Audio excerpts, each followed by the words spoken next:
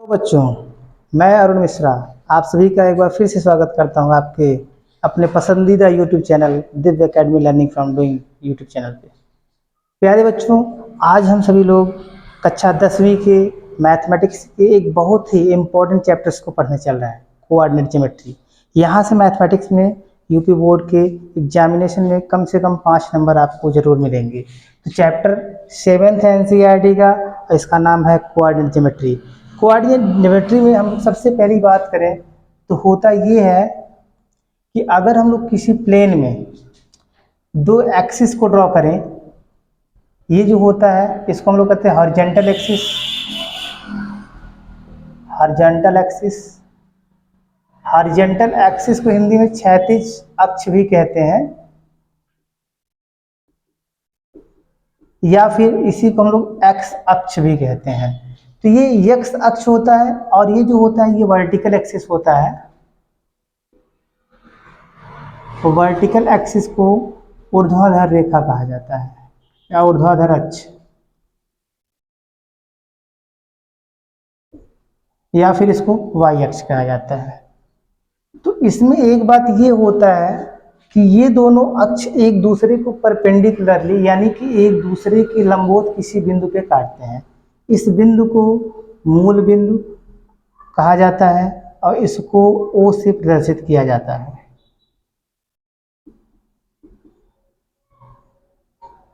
सबसे महत्वपूर्ण बात यह है कि यहाँ से अगर हम लोग देखें तो ये किसी प्लेन को 4 मुख्य भागों में बांटता है। ये पहला भाग, ये दूसरा भाग, ये तीसरा भाग और ये चौथा भाग। कुल मिला के हम लोग यहाँ से यानी एक्स अक्ष से स्टार्ट करें तो एक्स अक्ष से हम लोग घड़ी की विपरीत दिशा अर्थात वामावर्त दिशा में चलेंगे तो हम लोगों को सारे चतुर्थांश मिलते चलेंगे। जैसे कि अगर हम लोग बात करें तो ये पहला चतुर्थांश है, क्योंकि हम लोग यहाँ इस अक्ष के ऊपर जब चलेंगे तो ये पहला भाग दिखा रहा है। आपको दिख रहा है यहाँ पे ये जो है एक जो है समतल है, इस समतल में ये दोनों अक्ष इस समतल को 4 भागों में बांट रहे हैं। तो जब 4 भागों में बांट रहे हैं तो पहला भाग है इसका, तो पहले भाग को हम लोग कहते हैं प्रथम चतुर्थांश। क्या कहते हैं? प्रथम चतुर्थांश। यानी चतुर्थांश मतलब चतुर्थ अंश। चतुर्थ अंश का मतलब होता है चौथा भाग। तो ये चतुर्थांश है और चूंकि ये पहला चतुर्थांश है इसलिए पहला भाग है चौथे का, इसलिए इसको प्रथम चतुर्थांश कहते हैं, फर्स्ट क्वाड्रेंट। ये इसके बाद दूसरे नंबर पे आता है। क्रम से अगर हम लोग चलेंगे घड़ी के विपरीत दिशा यानी वामावर्त यानी एंटी क्लॉकवाइज डायरेक्शन में, तो ये द्वितीय चतुर्थांश इसको कहा जाता है। दूसरा चतुर्थांश सेकेंड क्वाड्रेंट, द्वितीय चतुर्थांश। इसके बाद हम आएंगे तो यहाँ इस अक्ष के बाद तीसरा भाग शुरू होता है। जो तीसरा भाग शुरू होता है इसको हम लोग कहते हैं तृतीय चतुर्थांश।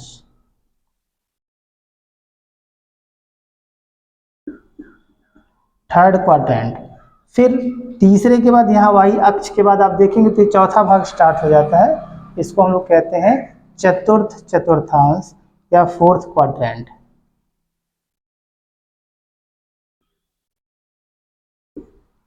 तो चतुर्थांश तो क्लियर हो गया होगा आप सभी को।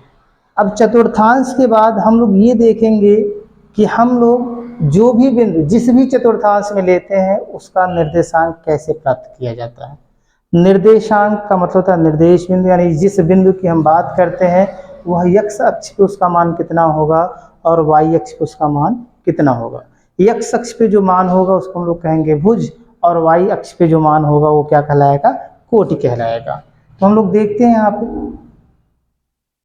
पहले तो कुछ रूल आपको बता दें कि कहाँ पे एक्स अक्ष का मान यानी एक्स का मान धनात्मक होता है और कहाँ पे ऋणात्मक। तो जब हम मूल बिंदु के दाईं ओर चलेंगे, देखेंगे ये मूल बिंदु है, मूल बिंदु से दाहिनी ओर, तो जब मूल बिंदु के दाईं ओर चलेंगे तो वहाँ पे एक्स का मान धनात्मक होगा। फिर अब जाहिर सी बात है हम लोग इसके बाईं तरफ चलेंगे तो क्या हो जाएगा? ऋणात्मक। तो आपको यहाँ मैंने दिखाया भी है कि ये यक्स है और ये यक्स डैश है।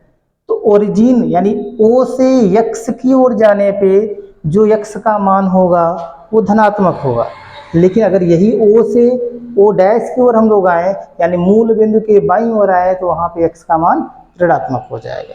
वाई अक्ष पे हम बात करें, वाई अक्ष पे मान कैसे प्राप्त होगा, तो वाई अक्ष ये x अक्ष से ऊपर की ओर, x अक्ष के ऊपर की ओर जब जाते हैं हम लोग, तो वहाँ पे y का मान धनात्मक का होता है, और हम लोग इससे नीचे की ओर आए तो y का मान ऋणात्मक हो जाता है।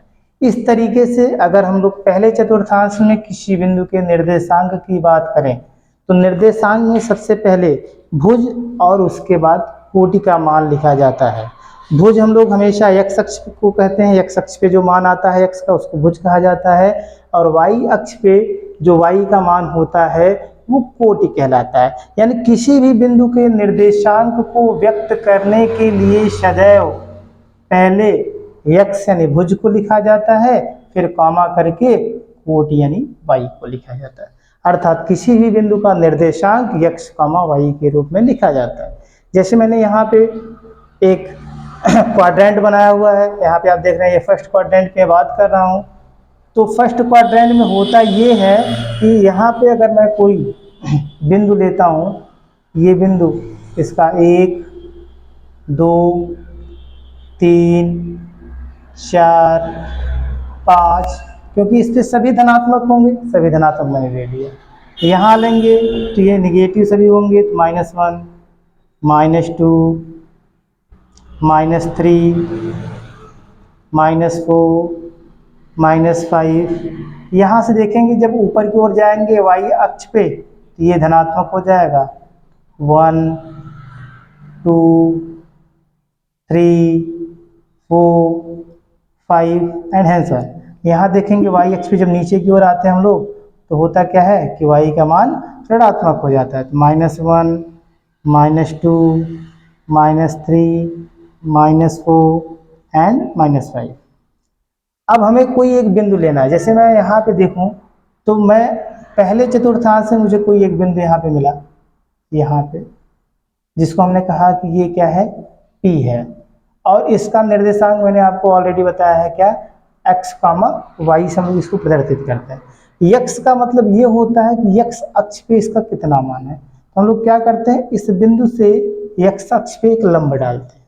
तो जब लंब डालेंगे तो ये देख रहे हैं x अक्ष पे किसको टच कर रहा है, 3 को, यानी यहाँ पे x का मान कितना हो गया, 3।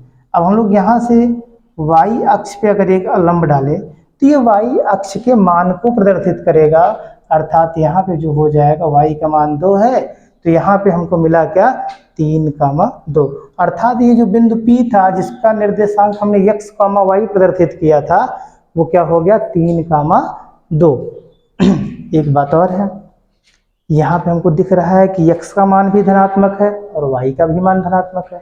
अर्थात जब हम निर्देशांक ज्यामिति में किसी भी बिंदु के निर्देशांक को देखते हैं और वहाँ x और y दोनों धनात्मक आता है, अर्थात यहाँ देखा जाए x भी धनात्मक है और y भी धनात्मक है, ऐसी स्थिति में अगर हमसे पूछे कि वह बिंदु किस चतुर्थांश में है, तो आपका उत्तर होना चाहिए प्रथम चतुर्थांश।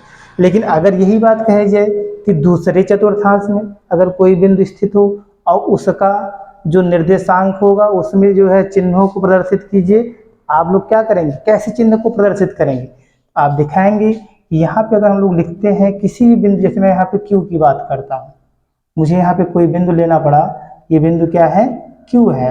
तो जब Q के निर्देशांक की बात करते हैं तो हमने आपको बताया क्या कि सबसे पहले इससे यहाँ पे लंब ड्रॉ करिए, तो x अक्ष का जो पहले मान है वो लिखा जाएगा, तो x का मान कितना है, -4। y से इस पे लंब ड्रॉ करेंगे तो y पे इसका मान कितना है, यहाँ पे दिख रहा है ये प्लस है, तो y पे इसका मान कितना हो गया, 3।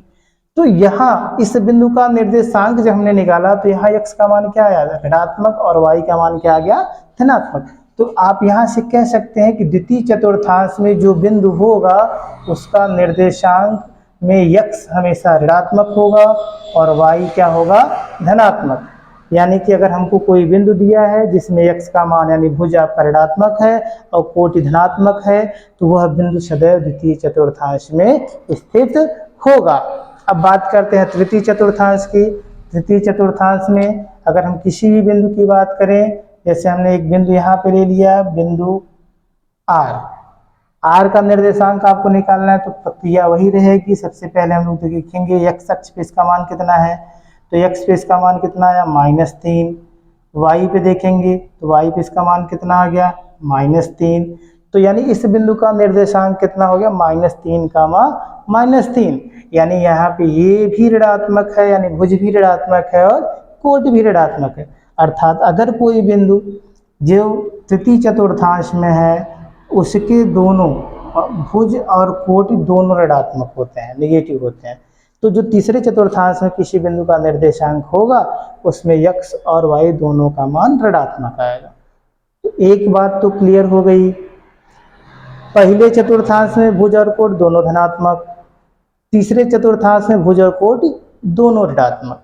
लेकिन दूसरे और चौथे में आपको एक बात देखने को मिलेगी कि दूसरे में हमको मिला क्या, x ऋणात्मक है तो y धनात्मक। अब चौथे में देखते हैं क्या होता है। तो चौथे में अगर मुझे किसी बिंदु का निर्देशांक जैसे प्राप्त करना है, जैसे मैं यहाँ पे कोई बिंदु ले रहा हूँ यश, तो यश का निर्देशांक अगर मुझे प्राप्त करना है तो सबसे पहले x अक्ष पे यानी भुज पे देखेंगे, तो भुज पे इसका मान कितना आया 4। फिर देखेंगे कोट, तो कोट पे इसका मान देखेंगे, तो कोट पे इसका मान कितना आया है -2। तो कुल मिला के यहाँ पे जो निर्देशांक प्राप्त होगा उस बिंदु के चिन्हों को देखा जाए तो x धनात्मक है और y ऋणात्मक है। तो आप चिन्हों को देख के यह बता सकते हैं कि ये बिंदु कहाँ पे स्थित है, अर्थात किस चतुर्थांश में स्थित है। इसको लेके क्योंकि ये क्लास 10th का एक पार्ट है, साथ ही साथ ये क्लास 9th में भी आपको मिलेगा। क्लास 9th में भी निर्देशांक ज्यामिति यानी कोऑर्डिनेट ज्योमेट्री में आपको ये मिलेगा। हम यहाँ देखते हैं कि हमारे बिंदुओं को लेके अर्थात जो भी निर्देशांक है उस निर्देशांकों को लेके ये किस चतुर्थांश में होगा, ये सारे डाउट्स क्लियर हो जाएंगे। अभी मैं कुछ क्वेश्चंस को कराता हूँ। जैसे मैं आपको एक प्रश्न लिखता हूँ यहाँ पे कि कोई एक बिंदु है जिसका निर्देशांक -2, -1 है, तो यह किस चतुर्थांश में स्थित होगा। तो यहाँ पे आपको देखने से क्या मिल रहा है, x भी ऋणात्मक है और y भी ऋणात्मक है, तो यानी माइनस माइनस और माइनस माइनस आपको किस चतुर्थांश में दिख रहा है, तृतीय चतुर्थांश में। तो यह बिंदु किस चतुर्थांश में स्थित होगा, तृतीय चतुर्थांश में। कहाँ स्थित होगा, तृतीय चतुर्थांश में। हमने कहा ठीक है, एक क्वेश्चन तो हो गया। अगर मैं दूसरे बिंदु की बात करूं कि कोई एक बिंदु है जिसका निर्देशांक -1, 10 है, -1, 10, तो यह किस चतुर्थांश में स्थित होगा। प्यारे बच्चों, माइनस यानी हमारा भुज जो है ऋणात्मक है और जो कोटि है वो धनात्मक है, तो भुज हमारा ऋणात्मक है, कोटि धनात्मक है। ऐसा कौन सा बिंदु होगा, तो यह बिंदु द्वितीय चतुर्थांश में स्थित होगा। तो यह किस चतुर्थांश में स्थित होगा, द्वितीय चतुर्थांश में स्थित होगा। हम बात करें तीसरे बिंदु की 10,2, तो तीसरा बिंदु पहले देखेंगे भुज भी धनात्मक है, कोट भी धनात्मक है, तो दोनों धनात्मक जो होते हैं वो प्रथम चतुर्थांश में स्थित होते हैं। तो यह किस चतुर्थांश में स्थित होगा, प्रथम चतुर्थांश में स्थित होगा। इसी तरीके से अगर आपसे पूछा जाए कि बिंदु 10, किस चतुर्थांश में स्थित है, तो इसका उत्तर आप कमेंट बॉक्स में लिख के भेजेंगे। तो जाहिर सी बात है इस प्रश्न का उत्तर आपको कमेंट बॉक्स में कमेंट करके देना है कि जो बिंदु है 10, वो किस चतुर्थांश में स्थित है। हम आगे की बात करते हैं।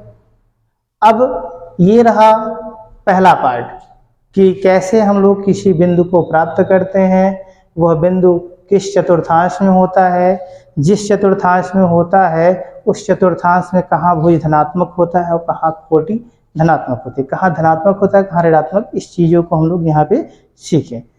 अब अगला जो पार्ट्स है हम इसी की बात करें तो अगले पार्ट से हमको दूरी का सूत्र निकालना होता है। क्या निकालना होता है, दूरी का सूत्र। प्यारे बच्चों, आज हम लोग यहाँ पे दूरी के सूत्र का निगमन करेंगे।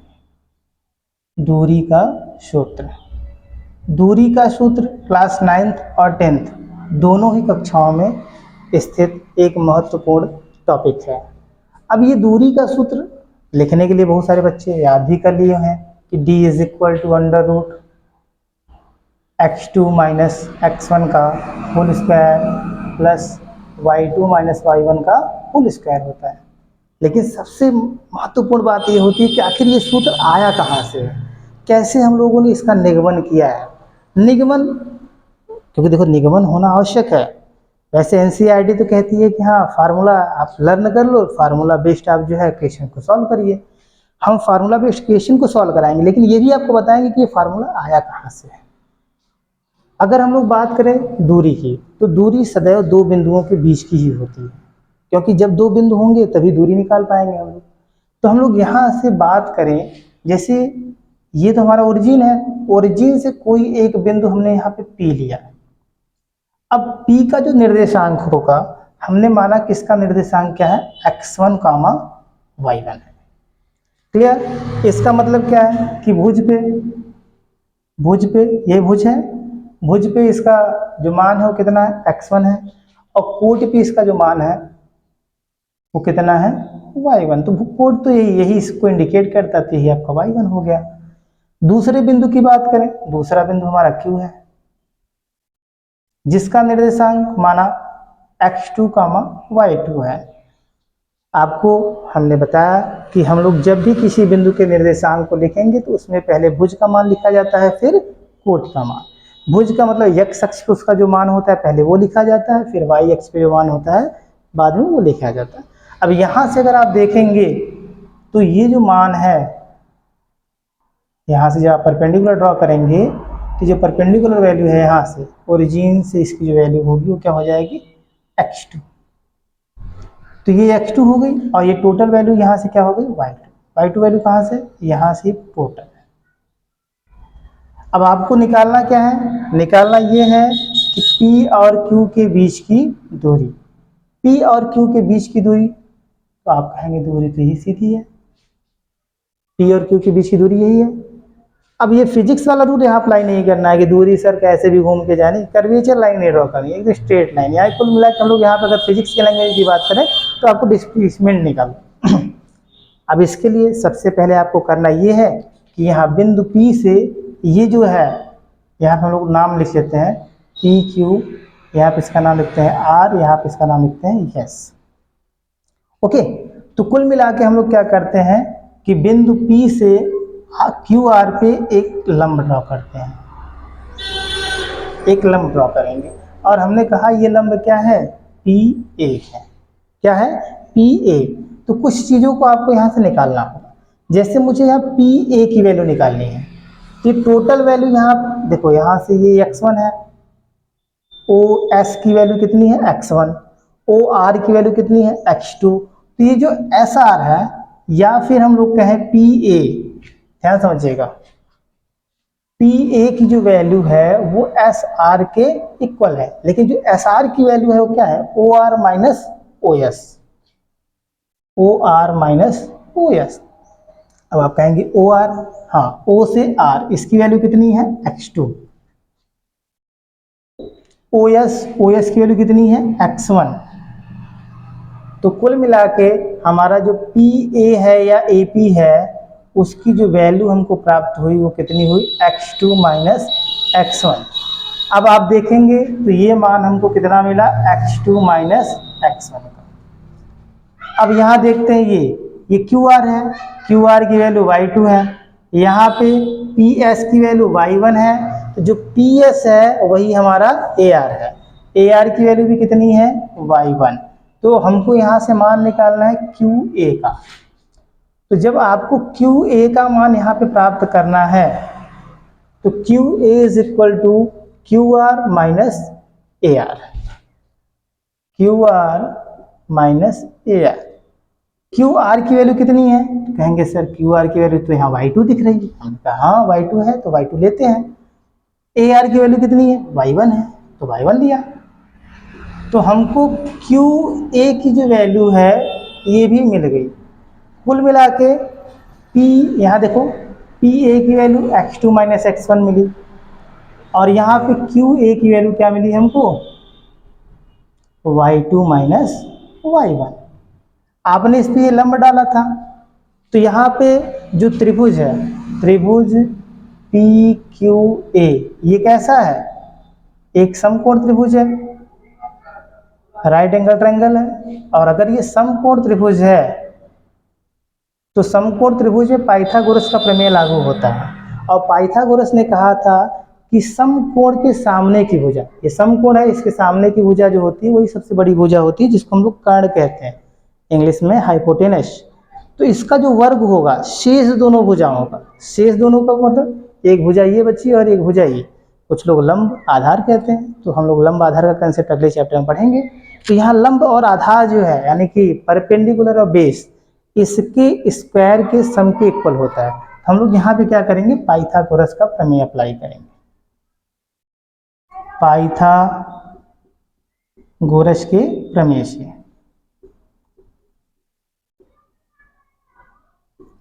पाइथागोरस का प्रमेय कहता है कि जो सबसे बड़ी भुजा होती है, मैं यहाँ पे ब्रैकेट में लिखता हूँ, जिसको आप लोग कर्ण कहते हैं, कर्ण का स्क्वायर जो होता है वो लंब के वर्ग और आधार के वर्ग के योग के बराबर होता है। तो यहाँ सबसे जो बड़ी भुजा है वो क्या है? पी क्यू है। तो पी क्यू का जो स्क्वायर है वो शेष दोनों भुजाओं पी ए के स्क्वायर और क्यू ए के स्क्वायर के सम के इक्वल हो जाएगा by Pythagoras theorem. P A की वैल्यू x2 माइनस x1, तो ये इसका स्क्वायर हो गया। क्यू ए की वैल्यू कितनी है? y2 माइनस y1, ये इसका स्क्वायर होगा।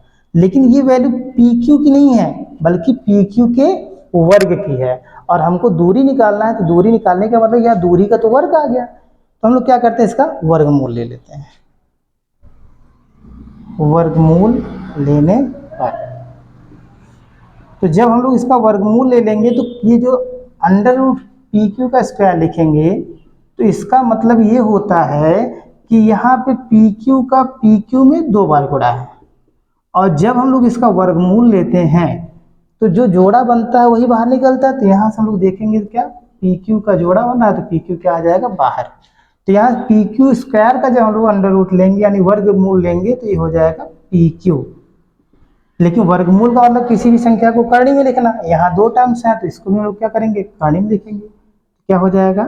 x2 माइनस x1 का होल स्क्वायर, और ये क्या है? प्लस y2 माइनस y1 का होल स्क्वायर।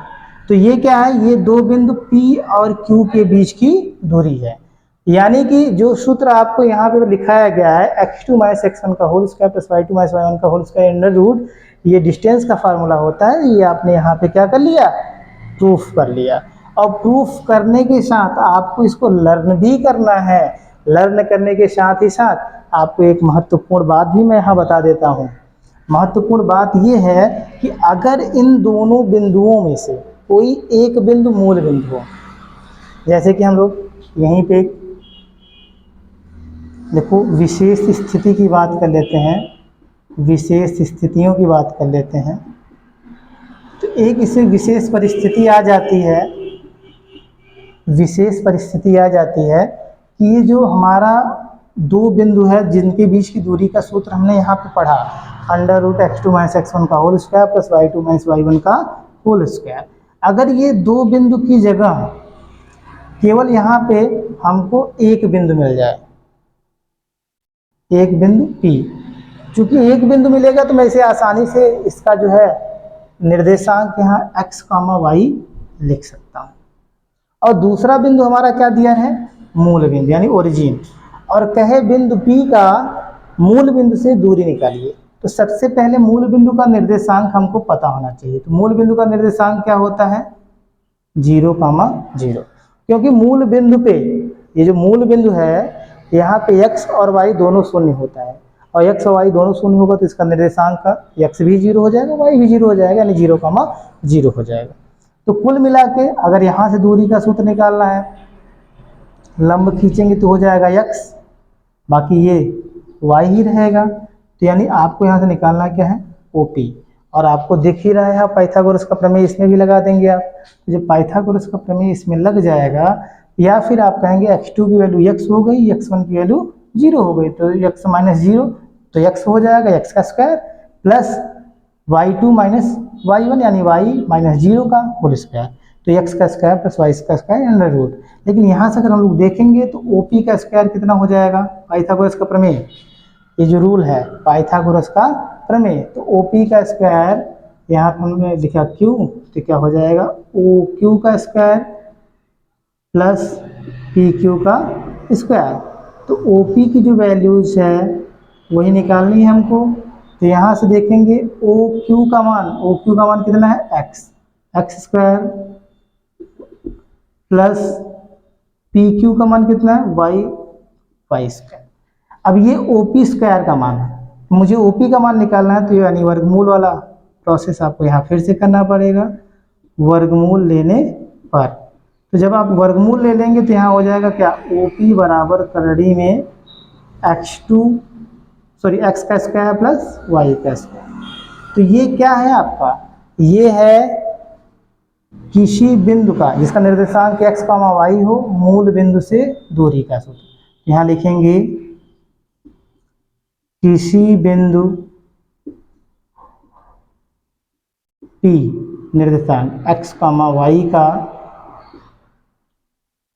मूल बिंदु से दूरी का सूत्र। तो मूल बिंदु से जो दूरी आएगी किसी बिंदु का जिसका निर्देशांक x, y हो, वो क्या हो जाएगा करड़ी में x square plus y square.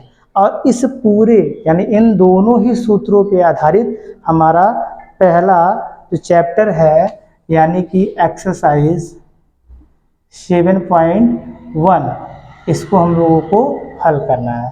तो प्यारे बच्चों, इसके लिए यानी एक्सरसाइज 7.1 को सॉल्व करने के लिए हम लोग अपने अगले वीडियो में मिलेंगे।